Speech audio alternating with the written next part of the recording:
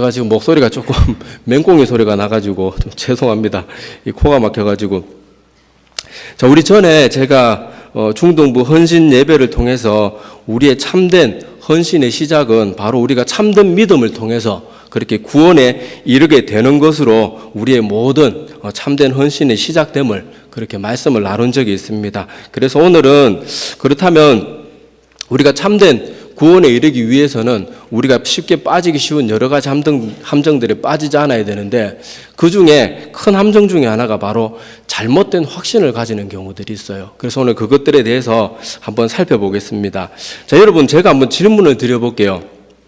여러분 다 구원 받으셨어요? 대답하지 마세요. 이제부터는 대답하지 마시고 구원 받으셨어요? 한번 속으로 한번 생각해요. 자기 스스로. 옆 사람 눈치 보지 말고 속으로 한번 생각해 보세요. 구원에 확신이 있으십니까?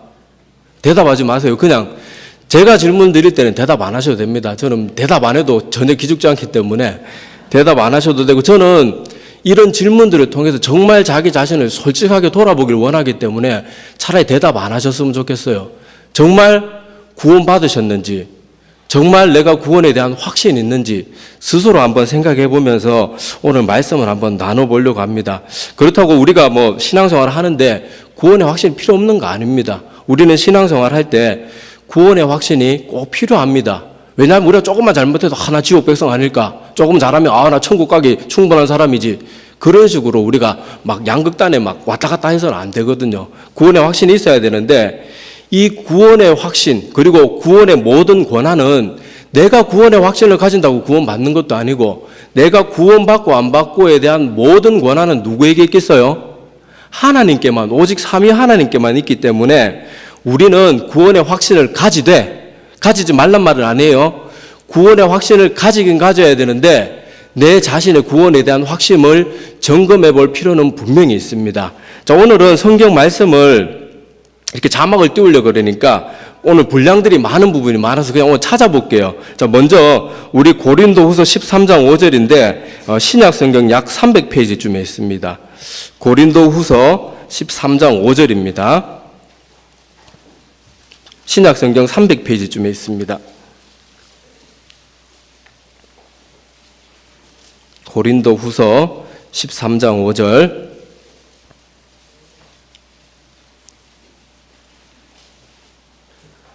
자, 이 말씀 제가 읽어드리겠습니다. 찾으신 분은 성경 보시고 못 찾으신 분들은 제가 또 읽어드리는 말씀 이렇게 메모해 두셨다가 나중에 찾아보시고 들어보시기를 바랍니다.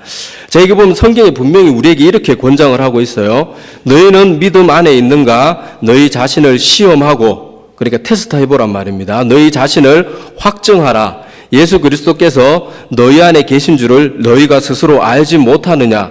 그렇지 않으면 너희는 버림받은 자니라. 좀 어떻게 보면 무서운 말입니다. 내가 내 안에 예수 그리스도가 계신지 아닌지 긴가민가 하면 나는 버림받은 사람이래요. 그리고 이렇게 자기 자신을 시험하고 이게 확증하라는 단어는 헬라어 단어로 원래 뜻이 뭔가 하면 증명하다, 조사하다 이런 뜻을 가진 단어를 쓰고 있어요. 그러니까 내가 구원에 대한 확신을 내가 다른 사람에게 충분히 증명할 수 있고 내가 스스로 철저하게 조사해봐도 충분히 확인될 만한 그만큼의 믿음의 확신, 그러니까 내 주관적인 확신이 아니고 내 믿음의 그런 충분한 확신을 다른 사람도 인정할 수 있을 만큼, 내가 증거를 보여줄 수 있을 만큼 그런 구원의 확신을 가지라고 오늘 본문이 그렇게 말씀을 하고 있습니다. 그런데 저는 지금 우리 현대교회를 보면서 참 안타깝고 두려운 것이 뭔가 하면 그저 그냥 교회만 나오면 가끔 가다 주일 출석만 해도 그냥 예수님 믿느냐 물어보고 믿는다 그러면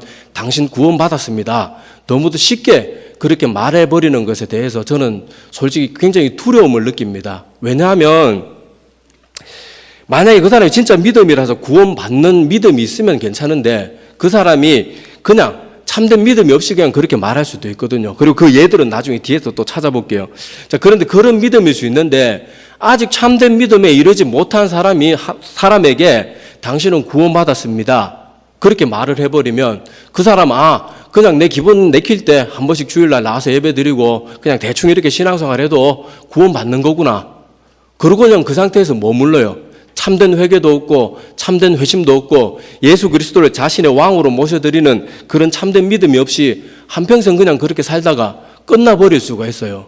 이것은 차라리 복음을 전혀 듣지 못한 것보다 훨씬 더 위험한 상태가 됩니다. 그러니까 우리가 함부로 구원에 대해서 하나님도 아닌데 함부로 선포하는 것, 그런 것들은 정말 조심하고 충분히 검증하고 난 다음에 그런 말도 해야지, 전혀 믿음의 그런 증거들이 나타나지 않는 사람들에게 자칫 이런 말을 잘못 주었다가 잘못된 확신 가운데 빠지게 만들면 그 사람은 돌이킬 방법이 점점 희미해져 버려요.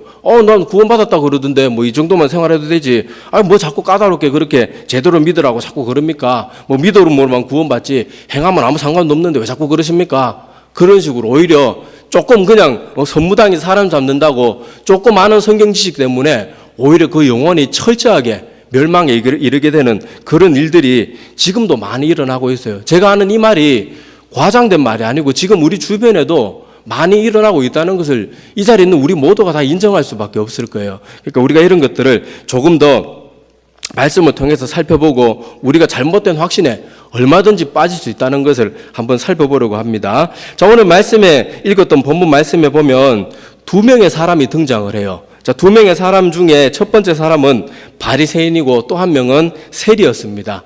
그 한 명 바리새인은 우리가 알다시피 뭐 많이 들어보셨겠지만은 예수님 당시에 예수님을 철저하게 믿고 하나님을 철저하게 믿고자 했던 그런 사람들이 바리새인들이었어요. 그래서 바리새라는 뜻이 뭔가 하면 구별되다, 그런 뜻을 가지고 있어요. 그러니까 우리는 여호와 하나님을 섬기는데 많은 사람들처럼 두리뭉실하게 믿지 않겠다. 우리는 정말 철저하게 하나님을 제대로 믿는, 누가 봐도 와, 저 사람들은 제대로 믿는다, 뚜렷하게 구별될 만큼 우리들이 제대로 한번 하나님 섬겨보겠다, 그렇게 하는, 이 시대로 말하면 경건주의 운동 분파였어요.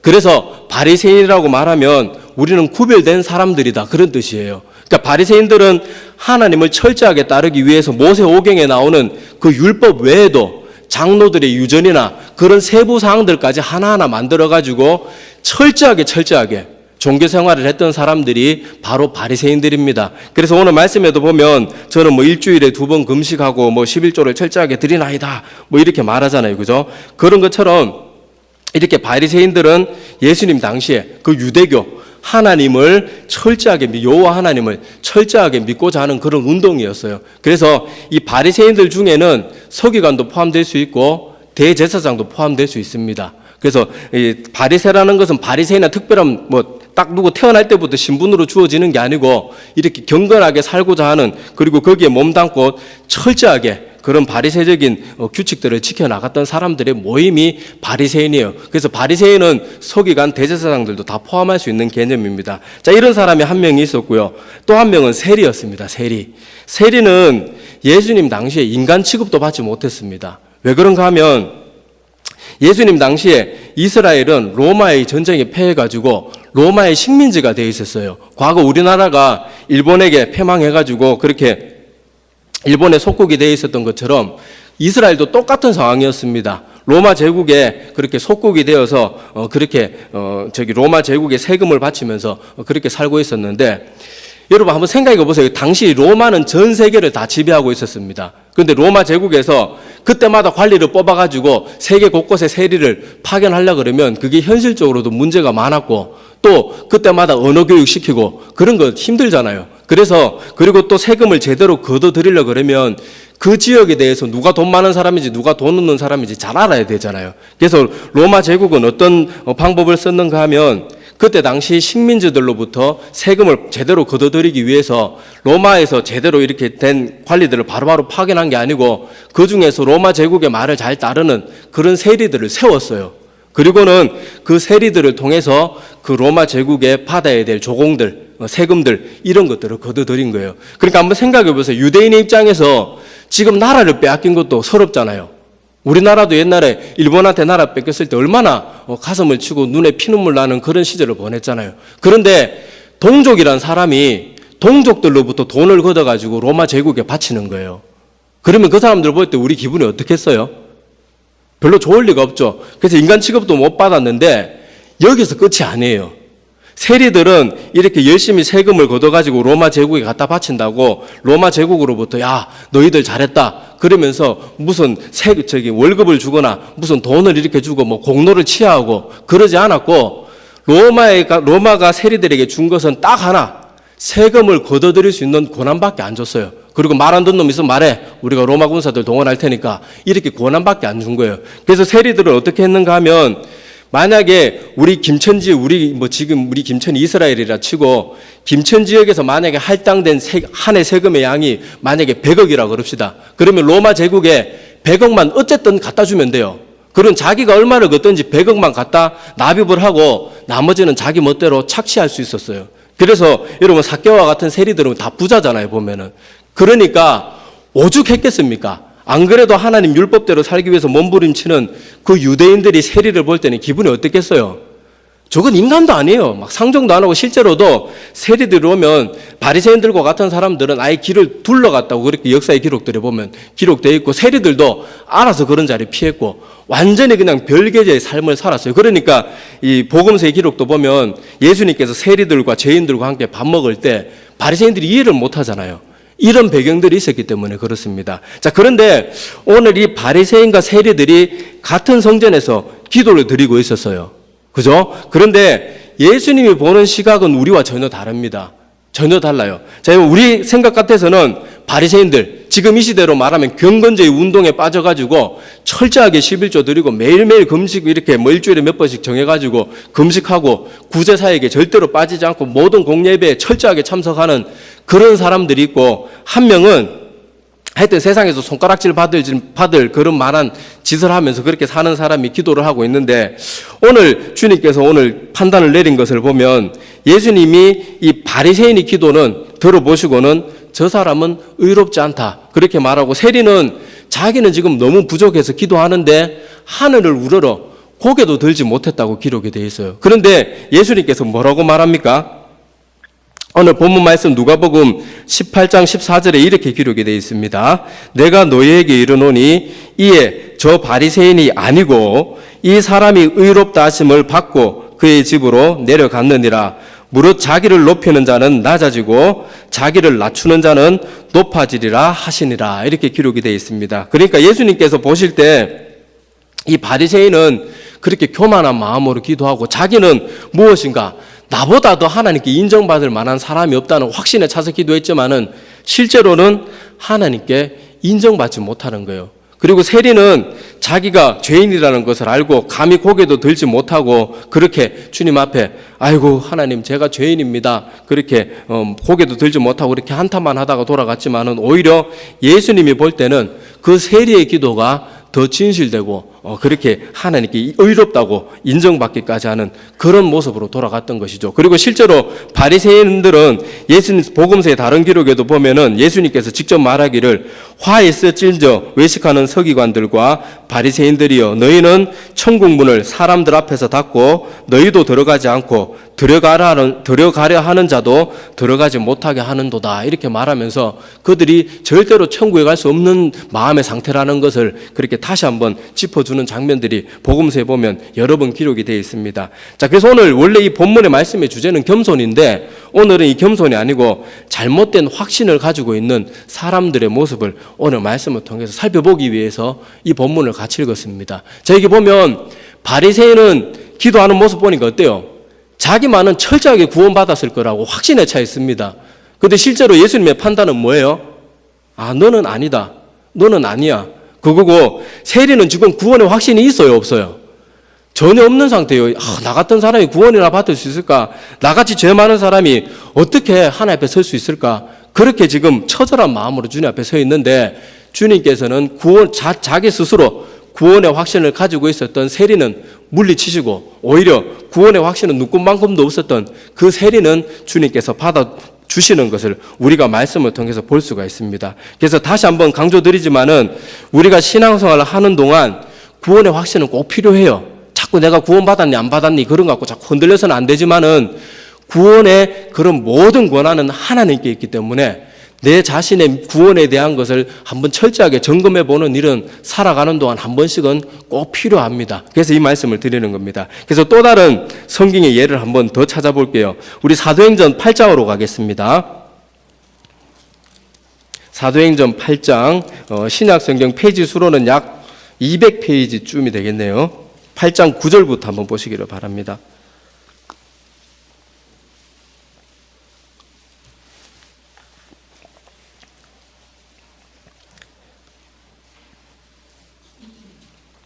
사도행전 8장 9절부터 24절입니다.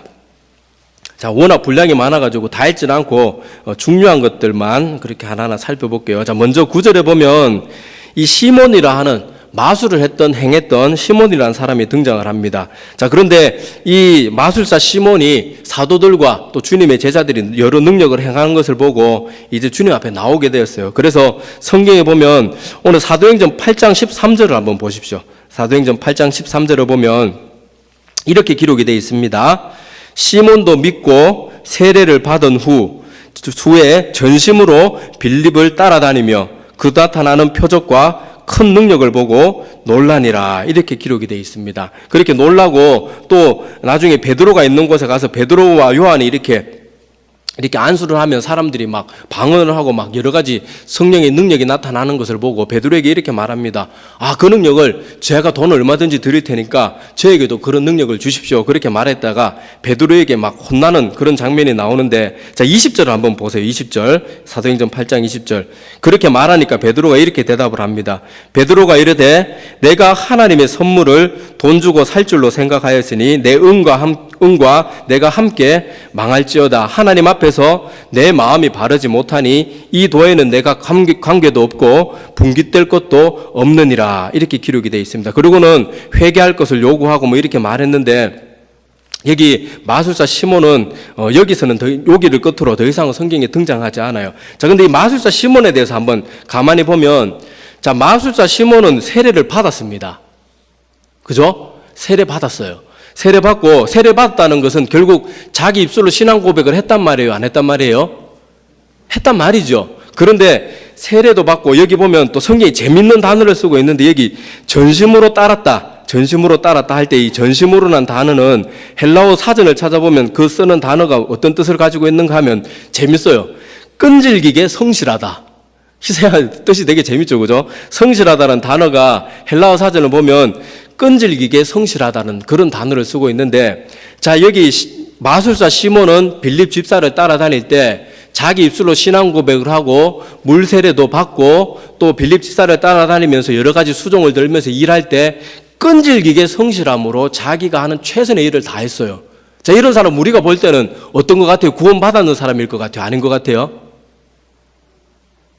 우리가 보기에는 마치 구원받았는 사람일 것처럼 느껴지잖아요. 그런데 오늘 말씀에 보면은 이 마술사 시몬이 이렇게 열심히 따라다니고 뭐 세례를 받고 했던 그 이유가 무엇인가 하면, 정말 나를 위해서 십자가에 죽어주신 그 예수님을 사랑해서가 아니고, 자기도 원래 마술사였잖아요. 사람들한테 막 그렇게 주목받고 그랬던 사람인데, 자기보다 더 큰 능력을 행하는 어떤 사람들이 나타나니까 자기도 그 능력을 받아가지고 이제 더 큰 능력을 행해보려고 하는, 더 인기를 얻어보려고 하는 그 마음이 자기도 모르는 사이 그 마음속에 더 있었던 거죠. 그러니까 결국엔 나중에 결정적인 순간에 자기의 본 마음이 드러나는 거예요. 하나님의 능력을 돈으로 막 살려고 하는 거예요. 그러니까 베드로가 보고 책망합니다. 그리고 이 마술사 시몬은 성경에는 더 이상 등장하지 않지만은 교회사의 기록들을 찾아보면은 이 마술사 시몬이 나중에 이 초대교회 이단의 시초가 됩니다. 우리 영지주의 많이 들어봤죠? 영지주의 이단의 시초가 바로 이 마술사 시몬이 되게 돼요. 그러니까 참된 믿음이 없이 자기는 막 이렇게 열심도 있고, 나 세례 받았으니까 구원 받았겠지, 뭐 이런 식으로 막연하게 생각하면서 그렇게 따랐던 사람들이 참된 믿음이 없으니까 이렇게 나중에 이단의 시초가 되는 그런 모습들을 봅니다. 그래서 이 마술사 시몬을 보면서 우리가 깨달아야 될 것이 무엇인가 하면, 내가 세례 받았다고 다 구원받은 거 아니에요. 어떤 사람들은 저 어렸을 때 세례 받았고 유아 세례 받았습니다. 설마 제가 지옥 가겠습니까? 아니요. 내가 내 마음에 진심으로 예수 그리스도를 나의 구주로, 나의 왕으로, 나의 주인으로 모셔드리지 않으면 세례를 1000번, 10,000번 받아도 구원과는 상관없습니다. 얼마든지 우리 입으로는 진심 없는 고백 얼마든지 할 수 있어요. 저도 이렇게 학생들 세례 공부 이런 거 할 때 보면은 정말 제가 진짜 지금 마음으로 고백하는지 아닌지 좀 의심스러울 때가 있어요. 그런 것들 여러분 그 중에 어떤 사람은 진심일 수도 있겠지만은 어떤 사람은 아닐 수도 있거든요. 그러니까 여러분 내가 물세례 받았다고 나 구원받았겠거니 착각하지 말기를 바랍니다. 저도 나이 30이 되기 전까지 그런 신앙생활 가운데 있었어요. 저희는 어머니 아버지 양가가 5대째 기독교 집안입니다. 제가 만약에 자식이 있었으면 6대째 기독교 집안의 양가가 다. 그런데 저는 30년 동안 막연하게 구원받았을 거라고 착각하면서 신앙생활을 했습니다. 나 유아세례 받았고 우리 사촌형은 그때 당시 전도사님이었고 또 우리 집안이 그렇게 열심히 기도하고 장로님 막 권사님 집사님이 넘쳐나는 집안인데 설마 하나님이 나갔더니 내가 그래도 주일날 예배도 드리고 엄마하고 싸우기 싫어서 나가긴 나가지만은 걔도 나가면 설마 지옥에 보내시겠어. 그런 마음으로 신앙생활을 했거든요. 그런데 내가 말씀을 통해서 하나님을 지금도 제 믿음이 좋은 거 아닙니다. 저 형편없고 죄가 너무 많은 사람이에요. 그런데 작은 믿음일지라도 시작되고 나니까 그전에 나의 믿음이 다 가짜였다는 걸 너무 절실하게 깨닫게 돼요. 그러니까 여러분 제발 내가 물세례 받았다, 유아세례 받았다, 어렸을 때 뜨거움이 있었다 이런 거 가지고 여러분 절대 내 구원을 함부로 확신해서는 안 됩니다. 그렇다고 다시 말씀드리지만은 구원을 막 흔들리고 그러란 말은 아니에요. 제가 지금 계속 말씀드리는 건 내 구원의 확신이 너무 중요하니까 철저하게 점검해보자는 말이라니까 혹시 잘못 이해하시면 안 됩니다. 맨날 나 조금만 잘못하면 나 지옥 갈 거야. 막 조금만 잘하면 나 천국 갈 거야. 이렇게 하는 그런 말이 아니고 철저하게 점검해보자는 말입니다. 그리고 또 하나 여기 아까 마술사 시몬이 여기 끈질기게 성실하다. 되게 재밌는 표현으로 성경 기록하고 있는데 끈질기게 성실할 만큼 교회 일을 철저히 하고 있다고 내가 또 구원받았다고 함부로 확신해서는 안 돼요. 내가 열심히 내 열심만 가지고 아니면 마술사 시몬처럼 이런 능력을 받으면 사람들한테 어떤 인기나 무슨 사람들에게 주목을 받을 것 같아서 그런 식으로 내가 만약에 어떤 일을 열심히 하고 있다면 그 시작부터가 잘못됐기 때문에 그것이 또 내 구원의 확신의 증표가 될 수는 없습니다. 그러니까 우리가 이런 것들을 한번 살펴볼 필요가 있는 것이죠. 그래서 지금 이 시대에는 잘못된 구원관이 되게 많아요. 그리고 잘못된 확신에 빠져서 회개할 기회를 돌이키지도 못하고 멸망의 길로 가는 사람들이 점점 그렇게 많아지고 있습니다. 점점 많아지고 있어요. 제가 사역을 시작한 지 얼마 안 됐을 때 그 한 장로님의 얘기를 들은 적이 있어요. 그 장로님이 있었던 교회가 역사가 한 40몇 년 된 교회인데 그 장로님이 별명이 목사 킬러입니다. 목사 킬러. 그래서 어떤 일이 있었는가 하면 이 40몇 년 되는 그 짧은 시간에 역사를 가진 교회가 초창기 때 있었던 목사님 몇몇 빼고 그 다음에 오는 목회자들은 보통 1년을 못 버티고 다 떠났어요. 심지어 6개월도 버티지 못하고 담임 목사님이 나가는 경우도 있었습니다. 그런데 이 장로님이 그 교회의 개척 멤버라서 그 교회에서 막강한 영향력을 행사하고 있었어요. 그런데 목사님, 물론 목사님들이라고 뭐 다 하나님처럼 완벽하지 않잖아요. 다 약점이 있을 수 있고 그런데 조금만 눈에 하여튼 마음에 안 드는 게 보이면 어떤 수단을 동원해서라도 쫓아내고 마는 거예요. 근데 이 장로님이 돌아가셨다는 소식을 들었는데 그 소식을 전하는 사람들 말이 이래요. 그 장로님 천국 갔을까? 야, 그 장로님 그렇게 하지도 않더라고요. 그 사람, 야, 천국 갔겠나? 다들 그렇게 말을 하는 거예요. 근데 우리가 내가 내 열심으로 막 일을 하고 있지만은 내 열심으로만 일할 수가 또 있다는 거예요. 나는 바르다고 생각하는데 하나님 보기에는 안 바를 수도 있고 내가 지금 하는 것이 하나님께 인정받지 못할 수도 있다는 겁니다. 그러니까 우리가 이런 것들을 정말 말씀을 통해서 철저하게 그렇게 점검해 봐야 돼요. 제가 짧은 시간 이렇게 사역을 하면서 신앙생활 하면서 이 사역을 또 하면서 정말 이상하게 느꼈던 게 뭔가 하면 물론 저 사람이 구원받았냐 안 받았냐는 하나님만이 알 수 있어요. 그런데 이렇게 사역자된 입장에서 이렇게 신방을 다니고 이렇게 사람들을 보면 우리가 보기에도 야, 저 사람은 100명의 목사보다 낫다. 그렇게 믿음이 좋고 신실한 분들은 조금만 잘못해도 조금만 실수하고 조금만 마음에 미워하는 마음을 품어도 아이고 목사님 저같이 새파란 사람한테 와가지고 아이고 목사님 내가 아직도 이런 마음 가지고 있는데 제 믿음이 가짜가 아닐까요? 그러면서 마음 아파하고 어떤 사람은 보면은 누가 봐도 저 사람은 진짜 믿음이 아닌 것 같아요. 그런데도 자기는 구원받았다고 여전히 죄 가운데 머물고 떵떵거리면서 구원의 확신에 빠져서 있는 사람들이 있습니다. 그리고 오히려 그렇게 사시면 안 됩니다. 정말 지금 큰 실수들을 하고 있는데 빨리 회개하고 마음에 상처 준 분들하고 그렇게 화해하시고 돌아오셔야 됩니다. 그렇게 말해도 막 짜증내고 그러면서 그럴 필요 없다고 더 이상 우리 귀찮게 하지 말라고 막 그렇게 하는 분들도 있어요. 그러니까 우리가 나도 모르는 사이에 나의 마음의 완악함 때문에 내가 잘못된 확신 가운데 빠져 있을 수 있다는 거예요. 그러니까 이것을 내가 그러면 어떻게 내 삶 가운데 어떻게 증명할 내가 내 구원의 확신이 어떤 게 바른 것이고 어떤 게 잘못된 것인지 알 수 있는 방법은 성경에 너무나도 많이 가르쳐주고 있습니다. 자, 우리 마태복음 12장 33절로 한번 가보겠습니다. 신약성경 19페이지쯤에 있습니다.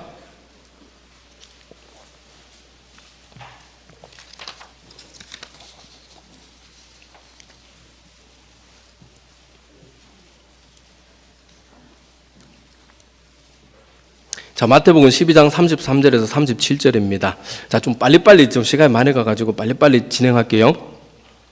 자, 여기 보면 나무의 비유가 나오는데 그 나무가 좋은 나무인지 나쁜 나무인지 아는 방법은 정리해서 말씀드리면 뭘로 알 수 있는가 하면 그 나무의 열매로 그 나무가 어떤 나무인지 알 수 있대요. 그러면서 주님께서 뭐라고 설명하고 있는가 하면 37절에 보면 마태복음 12장 37절에 보면 내 말로 36절부터 볼게요. 내가 너희에게 이르노니 사람이 무슨 무익한 말을 하든지 심판날에 이에 대하여 신문을 받으리니 내 말로 의롭다함을 받고 내 말로 정죄함을 받으리라. 그러니까 우리 삶의 모습과 내 입술의 언어 행위를 통해서 나의 구원이 판가름 난대요.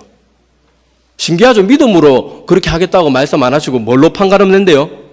내 입술의 말로 내 열매들로 그렇게 판가름을 낸답니다. 그리고 마태복음 25장으로 한번 가보시기를 바랍니다. 이거는 바로 제가 그냥 설명을 드릴 테니까 많이 들어본 말씀이라서 굳이 찾아보지 않아도 될 것 같아요. 자, 오늘 조 목사님께서도 낮에 이 본문 말씀을 잠깐 하셨는데 마지막 때가 되면 주님께서 이 땅에 재림주로 오셔가지고 양과 염소, 그러니까 구원받을 자와 구원받지 못할 자를 나눌 거예요. 그런데 주님께서 이때도 보면은 무엇으로 구원받을 사람과 구원받지 못할 사람을 나누는가 하면 그 사람들이 살아있는 동안 했던 행위들을 통해서 그 사람들이 어떤 사람인지 나눈다고 합니다. 이상하잖아요. 우리 믿음으로 구원받지 우리 행위로 구원받나요? 우리 행위로 구원받을 수 있어요? 절대로 못 받습니다. 그런데 왜 예수님은 우리의 행함을 자꾸 덜먹이면서 구원받니 못 받니 자꾸 이런 말을 하면 우리 도대체 헷갈려서 어떻게 삽니까? 이렇게 말할 수 있는데 그건 우리가 성경을 제대로 이해하지 못해서 그렇습니다. 자, 오늘 성경 말씀에 보면 오직 믿음으로 구원받는다는 이신칭의의 가르침, 그 말씀이 나오는데 이 이신칭의 믿음으로 구원받는다는 이 중요한 신학의 내용은 행함과 우리의 믿음은 갈라놓을 수 없다는 요것을 자꾸 까먹으니까 우리가 이신칭이 그렇게 말을 하고 지금 꼭 구원파의 가르침과 같이 우리의 구원은 믿음으로만 그렇게 관련이 있고 행함은 우리 구원에 아무 상관도 없다. 믿음과 행함을 자꾸 분리시키려고 하는데 그것 자체가 이미 성경이 아니에요. 그런데 우리는 자꾸 그런데 젖어 있다는 거죠. 여러분, 우리가 잘 아는 이신칭의가 가장 강조되어 있는 성경이 로마서인데 로마서도 보면 앞부분은 이신칭의에 대해서 말하고 있지만 뒷부분은 성도들의 거룩한 삶에 대해서 그렇게 말씀을 하고 있습니다. 그리고 이 이신칭의에 대해서 누구보다도 강력하게 주장했던 사도 바울이 어떤 삶으로 살았는지 한번 살펴볼게요. 우리 고린도전서 9장 23절에서 27절인데 빨리 찾을 수 있는 분은 찾으시고 못 찾으신 분은 제가 읽어드릴 테니까 한번 들어보시기를 바랍니다. 고린도전서 9장 23절에서 27절입니다. 자, 거기 보면 이렇게 기록되어 있습니다. 내가 복음을 위하여 모든 것을 행함은 복음에 참여하고자 함이라. 운동장에서 다름질하는 자들이 다 달릴지라도 오직 상을 받는 사람은 한 사람인 줄을 너희가 알지 못하느냐. 너희도 상을 받도록 이와 같이 다름질하라. 믿음으로 구원받는다고 가만히 있으라는 말이 아니에요. 다름질하라고 그렇게 기록되어 있고 이기기를 다투는 자마다 모든 일에 절제하나니 그들은 썩을 승리자의 관을 얻고자 하되 우리는 썩지 아니할 것을 얻고자 하노라. 그러므로 나는 다름질하기를 향방 없는 것 같이 아니하고 싸우기를 허공을 치는 것 같이 아니하며 내가 내 몸을 쳐 복종하게 함은 내가 남에게 전파한 후에 자신이 도리어 버림을 당할까 두려워함이로라. 여기 보면 사도 바울이 마치 구원의 확신이 하나도 없는 사람인 것처럼 그렇게 말하고 있어요. 참된 믿음을 가진 사람들은 자기의 그 구원 앞에 한 번쯤은 누구나 절망해보게 마련입니다. 어떻게 나 같은 인간이 감히 하나님으로 부를 수 있고 예수님을 나의 주라고 부를 수 있으면 나같이 이렇게 죄악 많고 흉악하고 더러운 사람이 어떻게 이렇게 하나님 앞에 설 수가 있고 감히 예배를 드리는 자리에 나올 수가 있나? 그런 절망 가운데 한 번쯤은 빠져보는 게 정상입니다. 그래서 여기 말씀에도 보면 사도 바울이 누구보다도 이신칭의에 대해서 강조해서 말했지만은 정작 자기의 삶 가운데는 마치 구원받지 못한 사람인 것처럼 그렇게 두렵고 떨리는 마음으로 신앙생활을 했던 것을 볼 수가 있습니다. 그리고 이 믿음으로 구원받고 행함이 없는 믿음은 죽은 믿음이라는 것에 대한 그런 내용은 예수님의 친동생이었던 야고보 사도가 너무도 잘 가르쳐주고 있습니다. 그래서 시간이 되시는 분들은 오늘 집에 가셔서 야고보 2장을 전체를 다 한번 읽어보십시오. 그 2장 읽어보면 이런 기록들이 있어요. 행함이 없는 믿음은 죽은 믿음이다. 이 경우는 다 읽었으면 좋겠는데 시간 관계상 더 이상 읽지는 않겠습니다. 행함이 없는 믿음은 죽은 믿음이라 그렇게 야고보 사도가 말을 했고요. 여기 특히 야고보서 2장 22절과 23절을 보면 이렇게 말하고 있습니다. 내가 보거니와 믿음이 그의 행함과 함께 일하고 행함으로 믿음이 온전하게 되었느니라. 아브라함을 두고 말하는 겁니다. 이에 성경에 이른바 아브라함이 하나님을 믿으니 이것을 의로 여기셨다는 말씀이 이루어졌고 그는 하나님의 벗이라 칭함을 받았나니. 이렇게 기록되어 있는데 야고보 사도가 여기서 말하고 싶은 것이 무엇인가 하면 이 아브라함이 하나님의 말씀을 믿을 때 하나님께서 이미 아브라함의 믿음을 보고 그 아브라함의 믿음을 그의 의로 여기셨다 말했는데 그 이삭을 바치라고 했을 때 그 칼을 내리치려는 그 순간에 그 행위를 통해서 그 믿음이 온전하게 되었다 이렇게 말하면서 사도 야고보가 강조하는 것은 이거예요. 삶 가운데 나타나는 그런 순종의 모습이 있는 믿음만이 진짜 믿음이다. 그것을 강조하고 싶어서 이렇게 말하고 있는 겁니다. 그래서 앞에서도 아까 제가 말씀드렸지만은 지금 이 시대에는 우리도 모르는 사이에 말은 정통교단이라고 말하는데 우리도 구원파의 가르침에 너무너무 길들여져 있어요. 그래서 우리는 믿음으로만 구원받고 우리의 행위는 상급하고만 관련되어 있기 때문에 우리가 아무리 죄를 많이 짓고 아무리 더럽고 추하게 살아도 우리는 아무리 그렇게 행하면 구원과 관련 없는 것이기 때문에 우리 믿음만 있으면 예수님만 우리 입술로 고백하면 다 구원받는다.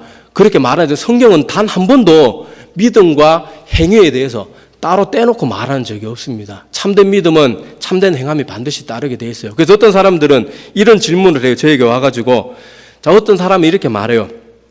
자, 어떤 사람 기분 나쁘다고 가서 이렇게 폭력을 행사했든지 그렇게 해서 어떤 사람을 이렇게 아주 반쯤 죽여놓든지 아니면 실제로 살인을 했어요.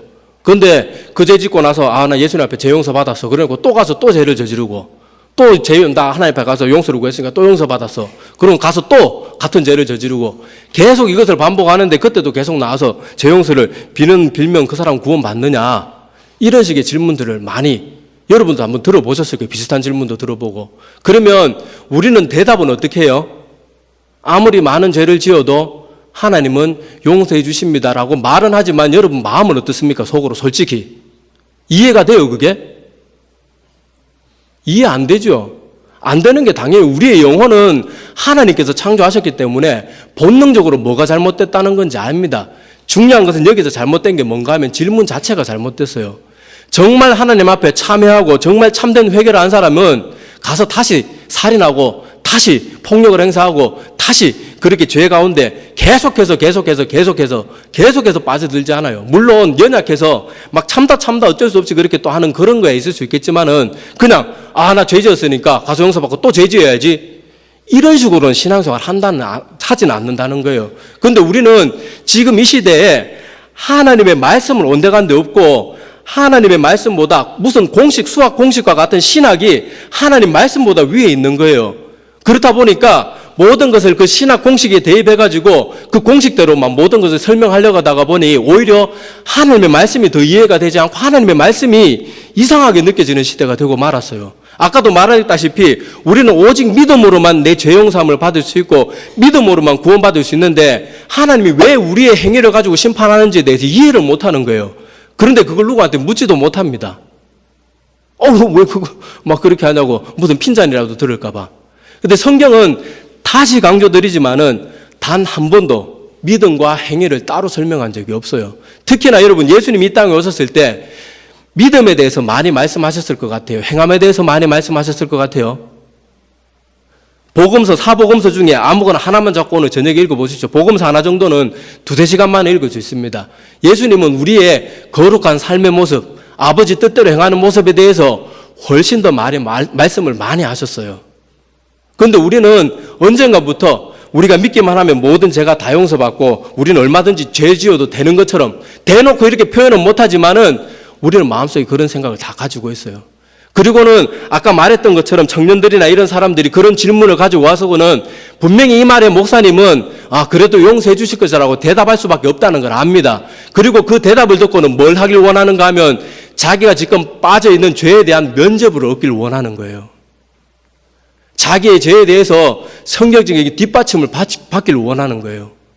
그게 아니라는 걸 양심이 알면서도 죄에 빠져서 죄가 너무도 달콤하고 죄가 너무도 즐거우니까 계속 그런 식으로 빠져 있는 거예요. 우리 이런 잘못된 모든 우리의 믿음과 모든 신학과 우리의 모든 잘못된 확신 이 시간 다 걷어버려야 됩니다. 그래야지만 내 영혼이 구원받을 수 있어요. 우리의 영혼이 얼마나 소중합니까? 우리의 영혼은 예수님이 대신 나를 위해서 그렇게 십자가에서 비참하고 추한 모습으로 죽어주실 만큼 우리의 영혼을 사랑하셨어요. 그래서 내가 구원받아야 돼요. 내 영혼이 가치 있는 게 아닙니다. 우리의 영혼은 아무 가치가 없어요. 늘 죄짓고 더러운 것만 막 끌어 넘치는 게 우리의 영혼이에요. 그런데 내가 참된 믿음을 통해서 내 영혼이 구원받고 내 영혼이 깨끗함을 받게 되면 내 영혼이 하나님 마음의 기쁨이 되는 찬양하는 영혼으로 바뀌게 됩니다. 그 영혼을 하나님이 기뻐하시는 거예요. 그래서 내가 참된 믿음을 통해서 구원받아야 되고 내가 모든 잘못된 확신을 눈꽃만큼이라도 있으면 다 걷어버려야 돼요. 그래도 또 실수하고 또 죄 짓는 게 우리 모습이고 저도 마찬가지예요. 저는 이 말씀 앞에 구원의 확신이 있습니까? 그 말씀 앞에 저는 확신이 있습니다. 이런 말 못하겠어요. 하나님 당신의 긍휼하심 외에는 제가 아무것도 소망이 없습니다. 하나님께서 저를 불쌍히 해주시지 않으면 저는 지옥 백성이 당연합니다. 확신한다는 말을 못하겠어요. 그런데도 너무나도 많은 사람들이 신앙생활 대충 하는데도 자기는 구원받았다고 생각해요. 얼마나 안타까운지 모르겠어요. 예배 다 끝날 때 예배가 지금 아침 예배 막 한 50분씩 늦게 와 매일 근데 가끔 그렇게 오는 건 이해가 돼요. 그냥 그렇게 와서 그것도 기분 내킬 때 한 달에 한두 번 와가지고는 그런 분들하고 얘기해보면 그래도 구원받았다고 생각하거든요. 저 세례받았습니다. 저 옛날에 젊었을 때 잘 믿었습니다. 근데 정말 예수님을 믿으면 그렇게 신앙생활 할 수가 없어요. 그런데도 구원받았다고 생각하니까 아무리 가르쳐줘도 그 마음 가운데 바른 말씀이 안 들어가는 거예요. 그러니까 우리가 처음부터 시작을 잘해야 됩니다. 잘못된 게 있으면 빨리 깨달아야 되고 빨리 고쳐야 돼요. 그래서 복잡하게 생각하지 말고 내 삶 가운데 내가 지금 바르게 신앙생활을 하고 있나 점검해보는 쉬운 방법을 가르쳐 드릴게요. 내가 지금 죽는다고 생각해 보십시오. 내가 지금 죽어서 제1병원 장례식장에 제가 누워 있는데 사람들이 와서 나에 대해서 뒤에서 뭐라고 말할까 한번 생각해 보세요. 진지하게 한번 생각해 보세요. 어떤 사람은 이렇게 말할 수 있어요. 저 사람 교회 다니는 사람이었어? 그리고 어떤 사람은 저 사람 교회 다니긴 다닌다 그랬는데 저 사람 구원 받겠나? 그런 말을 들을 수도 있고 또 어떤 사람들은 이런 말을 들을 수도 있을 거예요. 내가 참 저 권사님처럼 꼭 저렇게 하나 베풀려 갔으면 좋겠다. 다른 사람 이 지구상에 어떤 사람은 몰라도 저 사람만큼은 반드시 구원받을 거야. 내가 지금 죽으면 어떤 말이 들릴 것 같아요? 그걸 한번 생각해 보시기를 바랍니다. 그러면 내 삶을 통해서 내가 어떤 신앙의 지금 모습 가운데 와 있는지 알 거예요. 그리고 이 말씀을 듣고 나의 부족함이 깨달아진다면 두렵지만 또 한편으로 안심하십시오. 성령 하나님께서 내 마음에 이런 두려움 주지 않으면 우리는 두려워하지 않습니다. 당신 지옥 간다고 아무리 말해도 콧방귀 끼는 게 우리 인간의 모습이에요. 내가 이 말씀 앞에 지금 마음이 두렵고 떨리고 불안하고 막 마음이 지금 요동치고 있다면 하나님이 여러분 너무너무 사랑하시는 거예요. 성령 하나님께서 지금 살아서 여러분 마음 가운데 역사하고 계시는 거예요. 그러면 우리 해야 될 일은 너무 간단하고 너무 쉬워요. 하나님 앞에 있는 모습 그대로 나가면 됩니다. 하나님의 긍휼하심 외에는 나에게 아무 소망이 없습니다. 하나님 저를 도와주세요. 저는 늘 하나님 뜻대로 살고 싶은데 저는 돌아가서 죄 짓는 게 제 모습입니다. 저 좀 제발 도와주세요. 예배 열심히 드리고 성경 말씀 가까이 하고 드라마 보던 거 줄이고 하나님께 더 가까이 나가고 그렇게 하면 하나님께서 우리에게 자꾸 믿음을 주시는 거예요. 자, 어떤 사람은 자꾸 모든 것을 자꾸 뭐 운명론에 맡겨가지고 뭐 하나님 구원해주면 구원해주면 안 되면 안 되는 그런 식으로 하나님께 우리를 가르쳐주지 않았어요. 하나님께서는 예수님께서 이 땅에 오셔서도 천국은 침노하는 자에게 그렇게 열린다고 했어요. 언제 운명론에 맡기고 구원받을 사람은 구원받고 구원받지 못하는 사람은 구원받지 못한다. 우리의 물론 예정론 안에서는 그런 게 가능하지만은 예정은 하나님께 속한 거지 우리 인간에게 속한 게 아니에요. 우리는 예수님께서 가르쳐 주신 대로 천국에 들어가기 위해서 몸부림 쳐야 돼요. 그리고 요한복음 6장 37절에 보면 이렇게 기록이 되어 있습니다. 아버지께서 내게 주시는 자는 다 내게로 올 것이요. 중요한 건 이 말씀입니다. 내게 오는 자는 내가 결코 내쫓지 아니하리라. 그러니까 여러분 오늘 이 말씀 들으면서 저는 뭐 지금 이 말씀하면서 안 두려운 줄 압니까? 저는 늘 지옥 백성 같아요. 너무 두렵고 너무 무서워요. 그런데 이런 말씀이 우리에게 위안이 되는 것은 내가 아직도 두려운 것은 하나님이 날 버리지 않으셨구나. 나에게 또 기회를 주신 거구나. 그리고는 그 기회를 잡기 위해서 애써야 됩니다. 그리고 주님께서 자기에게로 나오기만 하면 결코 내어쫓지 않으셨다고 하셨기 때문에 그 말씀 붙들고 우리가 하나님께 나가야 되는 거예요. 그래서 우리가 이런 참된 믿음을 통해서 우리가 주님 앞에 나가면 우리가 영원히 하나님 앞에서 찬양하면서 하나님께 기쁨을 드릴 수 있는 그런 깨끗하고 순결한 영혼이 될 수 있을 겁니다. 그래서 이 자리에 계신 우리 모두는 거짓된 확신에 잘못된 확신에 빠져서 안일하게 신앙생활을 하는 사람이 아니라 사도 바울과 같이 내가 복음을 전파한 후에 오히려 내가 버림이 될까 그렇게 때로는 한 번씩 철저하게 자기의 믿음을 점검해보는 우리들이 다 되기를 간절히 소망합니다. 기도드리겠습니다. 하나님